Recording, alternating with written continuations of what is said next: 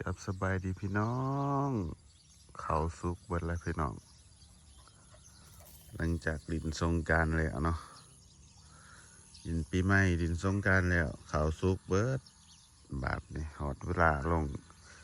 เฮ็ดเวียกเฮ็ดงานแล้วพี่น้องเอ้ยเกี่ยวเขาหน้าแซงเนาะหรือว่าหน้าปังนั่นแหละพี่น้องเอ้ยอีพ่อก็ตัดไว้แล้วอันนี้เกี่ยวไว้แต่ตอนทันได้ฮอดสงกรานต์พอได้ซุ่มนี่ซุ่มก่อนนะเมื่อวานนี้ก็ไอ้กับมันน้องอะไรที่แม่ลงหมัดเนาะบาสุกก็เลยลงสมบัติอันนี้แล้วสิลงอยู่มันอันนั้นมันซุกบ่พร้อมกันนะพี่น้องมันได้เกี่ยวไปเป็นยอมๆตอนทำอิฐนะเห็นเนาะเขามันมีบอลเขียวบอลเหลืองซึ่งนี่สิได้ลงเกี่ยวที่นี่กินข้าวแล้วเพื่อสิลงพี่น้องกำลัง กำลังส่วงปีใหม่กินแต่เบียร์พี่น้องเลยตับสิเพะละครับในนี่ก็ลมพี่น้องคืนนี้ฟันว่าได้เกี่ยวเขาก็อีเมตื่นเสาร์มาพอดีได้เกี่ยวเขาสมใจเนาะ ฟันขิวอลิสีเลขก็คือสิถือเห็นหนอพี่น้องมันเป็นแบบนี้เขาวาสุกมันสุกบ่เพียงกันเห็นหนอบอลเคี้ยวเนี่ยบอลอันนี้เนี่ยบอลนี่เฮ็ดขมเหลาไหลได้นี่นี่พี่น้องมันยังเขียวอยู่เนาะเห็นป่ะนี่มันจะเป็นประมาณนี้กันเขาเฮ็ดขมเหลาได้นี่แม่ก็พอลงมาวันนี้บาสุบริเฮ็ดเนาะไปลินเทือนหนองกอไปเลยลงเฮ็ดเวียกกินข้าวเสาร์แล้วจังสิลงพี่น้องให้นี่อันนี้อยู่บ่เลยแห้งอยู่บ่เลยแห้งอยู่หน้าแห้งนี่แค่แน่พี่น้องเวลาเขาลงมัดเขามัดน้ำมันบ่เปื้อนอันมันมีน้ำนี่แค่แล้วบาสุกหน้าตัวใดน้ำมันยังโมแห้งนี่มันเปื้อนมอลกีกันมานักอยู่บริเวณเขาปีนี้พี่น้องต้องมาเย่าเบิ่งกันนักอยู่ได้กะปีนี้น่าจะได้บ่ถึงอัน100สมบัติจักเนาะต้องมาลุ้นพี่น้องว่าแต่ละปีกับเขาหน้าแซงนี่มันได้หลายเพราะว่าเขาใส่ปุ๋ยปีนี้หักใส่ปุ๋ยบ่หลายหรอกน่าจะถึง100อยู่ที่บอก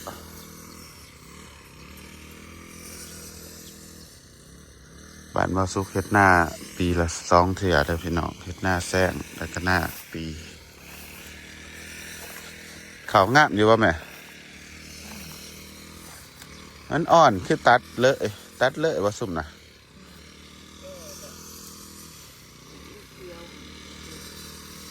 แม่นซะบ่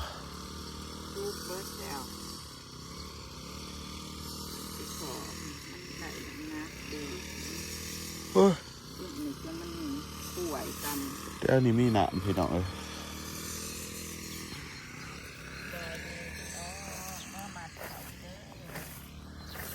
เขาเตี้ยเลยพี่น้อง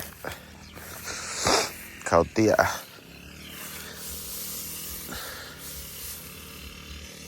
สิได้กินเขาหน้าแซงสิได้กินเขาแม่ครับพี่น้องเขามันเตี้ยนี่ว่าเพียงหอดแอวเพียงหัวเขา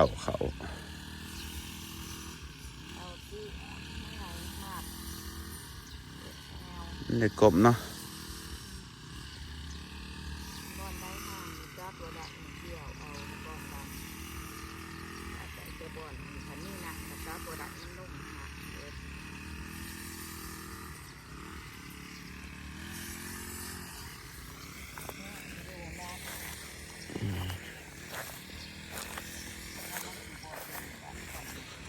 เตี้ยอะไรพี่น้อง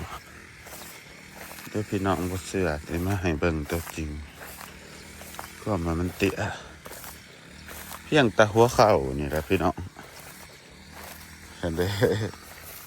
เพราะมันเตี้ยเด้อ พอดีซ้ำกันกับพัวเขาแบบลูกนะเพียงนี่ปกติเขามันสูงเขาพัดเนียงนี่แหม่พันอิติอะอิติอะงั้น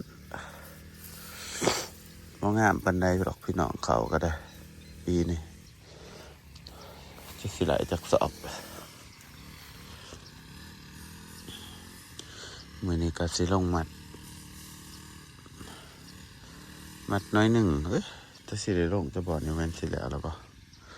ลงมามัดซุ่มที่อีพ่อตัดมาบ้านนี่เนาะส่วนลายก็มีแต่ตัดเอาแหละพี่น้องเกี่ยวนั่นเกี่ยวแต่ตัวมันหล่มกับตัวมันห่าง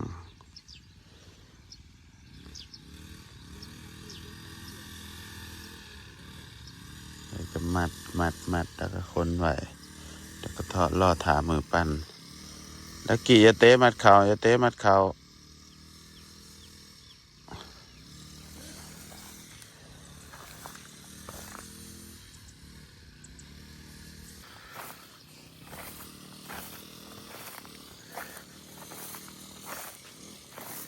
ทำสมัดแล้วเนาะ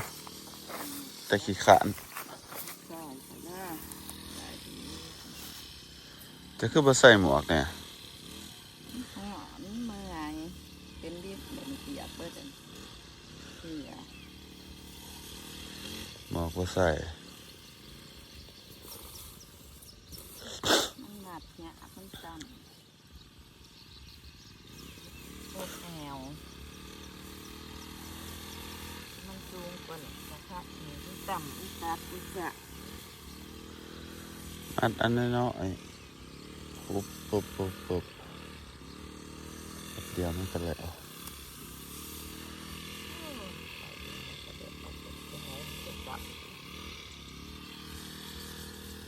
อย่างยังน้อยเดียวนะมัดแต่ซุ่มนี่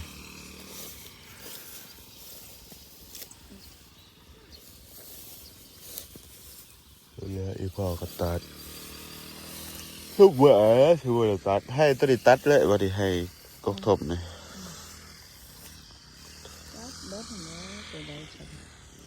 มันสุกว่าซ้ำกันมันสุกบันสิขอบ่ได้หกมั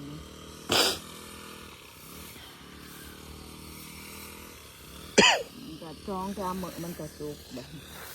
เห็นกันนะ หน้า6ให้2 4 6ให้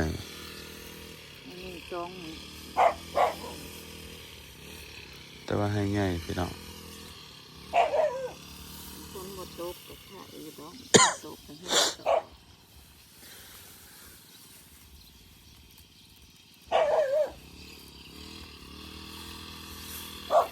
ถ้าฝนตกอีกอะก็ได้หน้าแสงนะคนบ่ตกจังซี่ก็ให้หวานอยู่ตัว ตัดย่ำกลางคืนคือเขาตัดค่ะที่บ้านวัสุเขาจะตัดย่ำกลางคืนเลยพี่น้องส่วนหลายมันบ่หอน ตัวนั้นจะจักไปอยู่ใจว่าอยู่ในเตียงบ่เห็น ตัวแดงค่ะคือมีแต่เสียกระโดดจ้าเด็กเนาะเอาไปจ้ะมีแต่ที่แต่เก่าสิเก็บไว้ดี เก็บหันใบอยู่ในเตียงแต่มันใส่เอาไปใส่เอามาจัดถึงจะด้วยมากใบหันเต้นมากมาหาดับสิไปหาบ่เห็นๆไปสิมาจับไป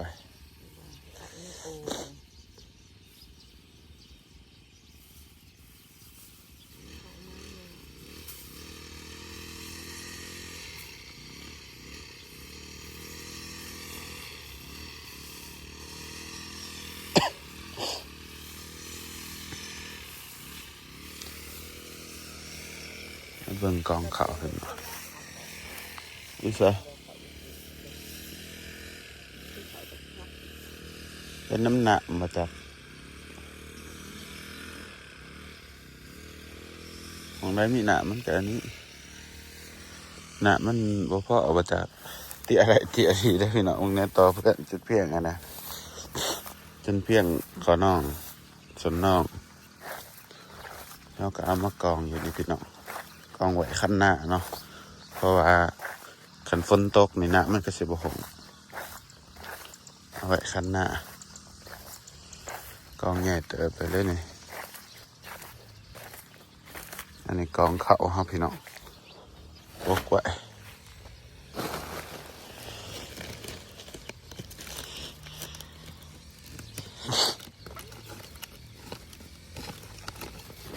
กินข้าวสวยแล้วสิลงใหม่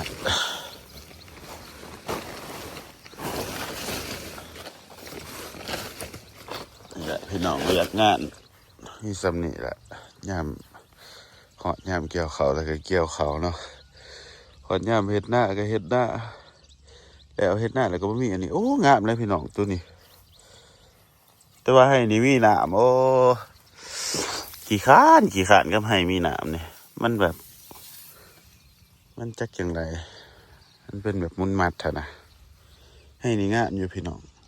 แต่ห่วงใหญ่ๆสังเกตเบิ่งห่วงมันก็หลายอันนี้ให้กกทมให้หัวหน้านี่สิงามก่อนเลยไปกองไว้สะไว้บัดนั้นจังสีกองเป็นกองใหญ่อันนี้ยังว่าเป็นกองใหญ่เด้อพี่น้องจะเดี๋ยวเบิ่งก่อนว่าอีเมลถ้าสิกองใส่กองรวมมันนะกองใส่บนไหนเพราะว่าหน้าบาซุกนี่แค่แน่ที่ว่ากองไว้บนไหนก็ได้ อันนี้ขั้นหน้าขั้นใหญ่นะเวลารถปั่นมามันก็มาง่ายแต่ก่อนนะที่เป็นขั้นหน้าขั้นหน่อยนะเราต้องเลือกบนกองที่แบบว่าอันให้รถปั่นมาง่ายเพราะว่ามันต้องขึ้นขั้นหน้าแต่ว่าตัวนี้แบบมันเป็นทางเลยนะวันนี้ตีจะเป็นอย่างไรเขาตัวสูงตัวต่ำเขาว่าเป็นน้ำหวานเอาเด้อพี่น้องเขาก็ดิตัวนี้อีเมลเอามาดำใส่มา3นะมันก็ยังสูงต่างกันแต่ว่าตัวนี้นี่โอ้ยเกี่ยวขาลมพี่น้องดีแต่ลมบ่ร้ายปานใดลมมือลมมาฝนตกนี่กองไว้ไปทางไหนก็สิได้ยินแต่เสียงตัดเขาแล้วพี่น้องยามนี่บ้านบ่สุก นี่เขาเหมาแล้วสุดนี่สดแล้วเบิ่งนะโอ้ยสุกละใบว่าถ้าเลี้ยงซื่อๆเขาสุกเบิดละ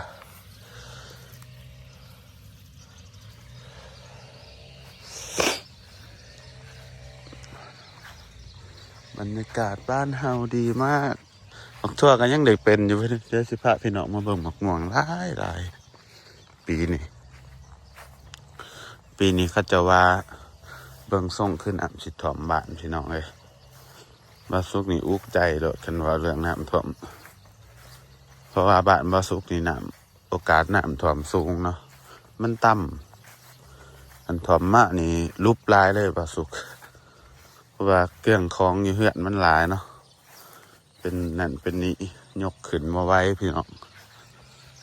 สมมติว่าน้ำท่วมนี่ตู้เสื้อผ้าคนนี้ก็แบบถึกท่วมรถนะที่ซื้อมาใหม่แง่ออกม่วงความลายเบื้องนี่เต็มอยู่อันนี้ว่ากินแน่แล้วนี่พี่น้องกินตลอด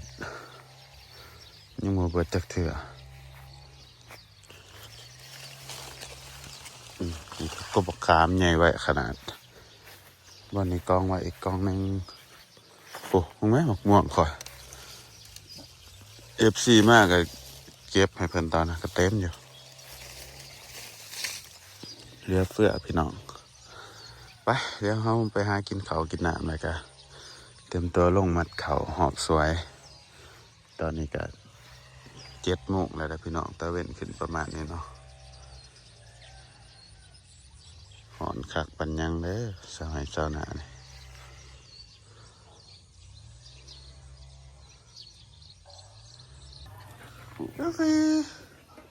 ฟีวะเนี่ยนั่งลงแล้วนั่งลงกันนั่งลงดูบาทหนึ่งไว้นั่งลงให้พี่น้องเบิ่งนะ มันของข้านะโอ้ยโอ้ยนั่งลงมานั่งลงมานั่งลงก่อนนั่งลงโอ้ยนั่งลงกันยังบ่เป็นดูสินั่งลงขอมือมานั่งลงก่อนโอ้ยบ่เป็นสัมนั่งลงไหมขี้ตมมาท่าหนองงอนี่นี่ตีนเปื้อนดีไปไกลๆสันเลยฉันไม่รักเธอแล้วตีนเปื้อนนี้มาใกล้